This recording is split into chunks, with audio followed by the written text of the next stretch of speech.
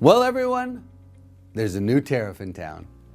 As pretty much everyone's aware, last week President Trump announced 25% tariffs on both Canada and Mexico. He also announced a 10% tariff increase on China. Now, both Canada and Mexico negotiated a 30-day pause on the timeline for implementation of the tariffs, but China went the other direction and declared tariffs on American goods, potentially starting a trade war. For Canada and Mexico, a 25% tariff could be devastating. About 75% of Canada's exports come to the United States, and for Mexico, it's about 80%. So a 25% tariff would likely push both of those economies into a recession. China's in a different position. Only about 15% of China's exports come to the US. So for China, although the 10% tariff increase could create economic challenges, the risks aren't as significant. And while Canada and Mexico have pushed back on the timeline, the tariff negotiations are far from done. We'll likely be revisiting the Canada and Mexico tariff conversation soon. So, what would tariffs like these mean for the US economy? First, it would negatively impact economic growth. The blue chip economists currently forecast 2.2% growth in 2025, and tariffs would reduce that growth to somewhere between 0.7% growth to 1.8% growth if they were implemented at the rates put on the table last week. In addition, economists believe tariffs would increase inflation by about 0.5%, so that would take inflation back up to the low to mid 3% range. And that would put pressure on the Federal Reserve to hold rates higher. The Fed probably wouldn't raise the overnight rate, but they probably wouldn't lower rates either.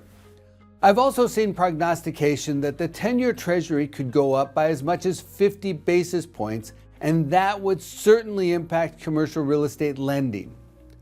Aside from the potentially higher interest rates, the direct impact on commercial real estate would be limited. For office, the effects would be nominal. Warehouse space demand could be reduced over the long run if consumption declines. That would reflect reduced spending on imported products. About 75% of the toys and games purchased by Americans come from China. 37% of the footwear, 29% of the furniture, 27% of electronics, and 22% of the clothing also come from China. And that's where you'd also see the effects on retail real estate. It would be indirect. Tariffs may weigh on some types of retail sales and perhaps cause some challenges for specific individual retailers, but the impact on retail real estate itself would likely be limited. The one commercial real estate sector that would likely be most affected is multifamily housing. And from an owner's standpoint, the effect of tariffs could be viewed as a positive. Basically, tariffs would increase construction costs.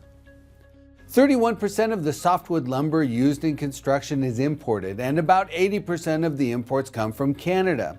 So basically, 25% of the lumber used to build houses and garden-style apartments would be hit by tariffs. About 45% of the copper used in the United States is imported, and about 25% of that comes from Canada. About 21% of the steel used in the United States is imported. 17% of that comes from Canada, 14% comes from China, and 13% comes from Mexico.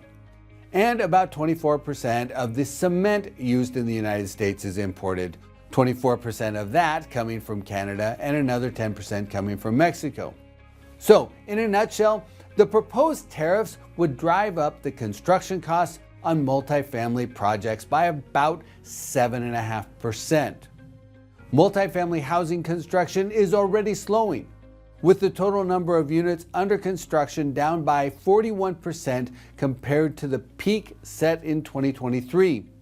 So, when a 7.5% bump in material costs is combined with rising labor costs, rising debt capital costs, and other construction headwinds, it could drive housing construction down even more. Now, for existing multifamily owners, adding even more headwinds on new housing supply would put downward pressure on vacancy rates, leading to rising rents. So while tariffs themselves will have little direct effect on most types of commercial real estate, the indirect impact is more significant. Increased construction costs, a slowing economy, higher inflation, and higher interest rates would all weigh on the sector. So even though Canada and Mexico have pushed back the timeline on the implementation of tariffs, this conversation isn't done. And that means this whole topic will be surrounded by uncertainty for the next month or longer. Tariffs are one of the news items every investor will want to monitor as they keep their eyes on the horizon.